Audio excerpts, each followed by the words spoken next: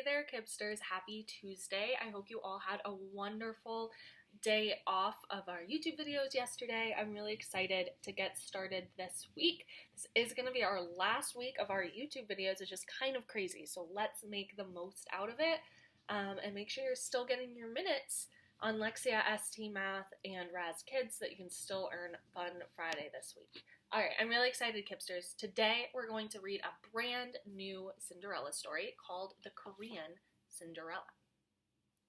We're going to notice some similarities and differences between the characters and events in this story and in our other Cinderella stories, Cinderella and Adelita. So our new story takes place in Asia, which we learned about last week, in a country called Korea. Our focus today is going to be describing characters using key details. We've done that in both of our other Cinderella stories, right? So we noticed that the stepsisters in both of those stories were mean and rude to Cinderella and Adelita. We could see that from the pictures and from what they said and did. We also noticed that Cinderella and Adelita were extremely kind. They always helped their stepsisters and even forgave them at the end. So we're going to pay attention to the words and the pictures today to help us describe the characters in the Korean Cinderella. So we're going to just read the first half of this book today. I'm going to stop on a few different pages throughout the book, and we're going to practice describing characters and answering some questions. Okay, so pay close attention as we get started reading the Korean Cinderella. Long ago in Korea, when magical creatures were as common as cabbages, there lived an old gentleman and his wife. For years, they longed for a child to share their tile-roofed cottage. At last, a daughter was born. "Good fortune," the old man exclaimed. "I'll plant a pear tree in the courtyard to celebrate this day." "And Pear Blossom will be our daughter's name," the old woman added.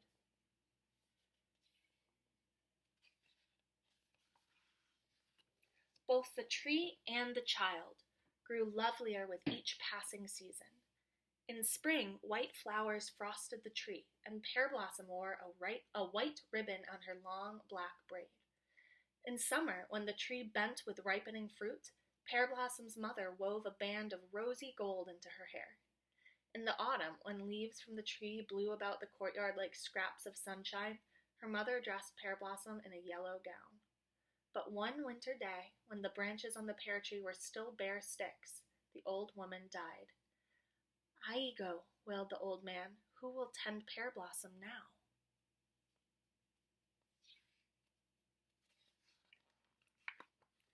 He put on his tall horsehair hat and went to the village matchmaker.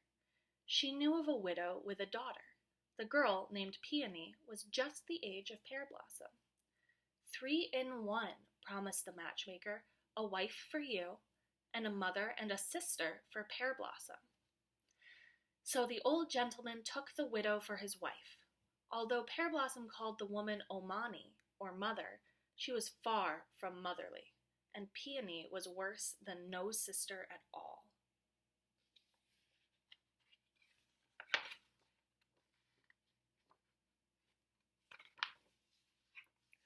Omani found fault as soon as she stepped into the kitchen.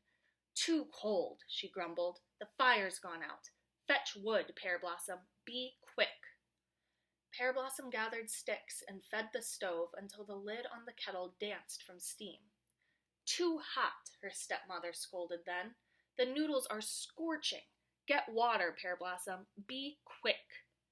Both Omani and Peony were jealous of Pear Blossom, and the harder she worked, the happier they were. Each day, Pear Blossom was up before Hai, the sun. She cooked and cleaned until midnight, with only the crickets for company.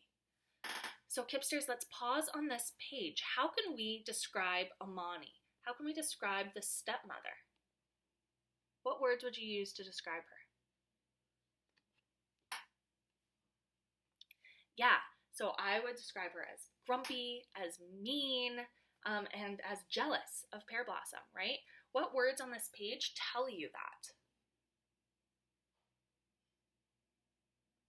Yeah, so the words up here, she found fault as soon as she stepped into the kitchen. So that tells me she's pretty grumpy. So as soon as she got into the kitchen, she's noticing things are wrong.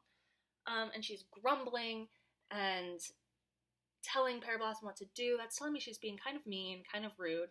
And then down here, the word jealous tells me exactly how she's feeling. It says both Omani and Peony were jealous of Pear Blossom. So I know that they are jealous of her, right? The words tell me that.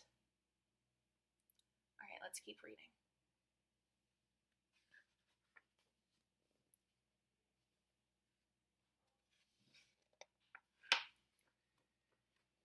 Each year was worse than the one before, for her father grew too feeble to pay attention to Pear Blossom's troubles. Omani dressed Pear Blossom in rags and tied her shiny braid with a twist of rope. And now she and Peony addressed her only as Little Pig or Pigling. Pigling has a pigtail, jeered Peony. But nothing could hide Pear Blossom's beauty. At night, Omani lay sleepless, searching for an excuse to get rid of her stepdaughter. One morning, she told Pear Blossom, "The water jar by the door needs filling." "It leaks, Omani," Pear Blossom replied, "for it has a hole the size of an onion."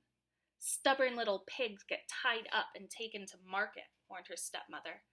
"Fill that jar." Then Omani and Peony marched through the courtyard gate, locking it behind them. Pear Blossom leaned against the tall jar. "Will none in this world help me?" she asked. "Jug, jug, jugful," rumbled a hoarse voice. So how does Pear Blossom feel on this page? She's being told what to do. She's being called names. How does she feel? Yeah, she's feeling very sad. What details tell you that in the words and in the picture? Right, so we can see in the picture she's sort of slumped over against this jar. It's looking like she's feeling pretty sad, right? She's looking down, slumped over. And then the words, she's asking, "Will no one in this world help me?" Right? So she's feeling pretty helpless. She's feeling pretty sad. And she's hearing a voice coming from the jar. So let's see what that is.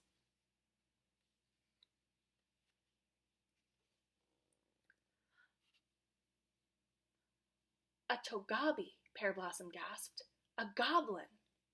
What if a togabi goblin were hiding in the jar? Fearfully, she stood on tiptoe and peered inside. A gigantic frog with bulging eyes stared back. "Jugful," it croaked again, and squeezed itself like a stopper into the hole in the jar.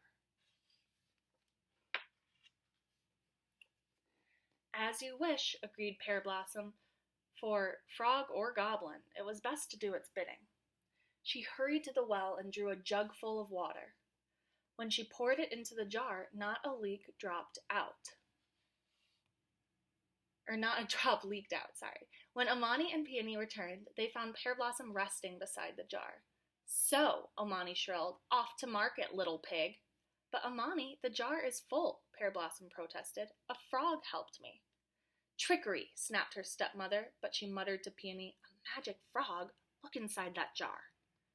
Peony hung over the rim, but saw only her own scowling face. All of a sudden, the jar tipped. A flood of water soaked Peony from head to toes. "Pigling's to blame," she howled. "Someday Little Pig will get what she deserves," Omani declared. She made Pear Blossom crawl through the puddles, licking up the water. So how did that frog help Pear Blossom on these pages? How did the frog help her? Yeah, so she had to fill up that water jug, but there's a hole in it and it kept leaking. So the frog plugged up the hole so that she was able to fill it up. It heard her cry. Interesting.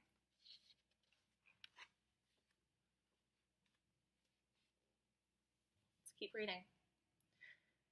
The next morning, Omani scattered a huge sack of rice around the courtyard.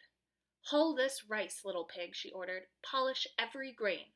Or else," she shook the empty bag, "you'll be put in this sack and sent to China." Then Omani and Peony left for the village. Rice covered the ground like sand beside the sea. Pear Blossom threw her arms around the pear tree and asked, "Will none in this world help me?" Wings whirred overhead, and a flock of sparrows flew out of the tree.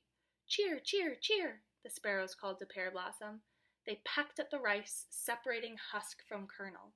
In a matter of minutes, the sparrows had polished the rice and piled it in a corner. So again, Pear Blossom is feeling helpless. She's feeling sad. She's saying, "Will nobody help me?" And then how do animals help her on this page? Yeah, the sparrows come down and they help her pick up all of the rice and hull it, which means that they pull the husk off and separate that from the inside of the rice. They polish it, right? And they're piling it up for her. So the sparrows, the birds, are coming down and doing the work for her.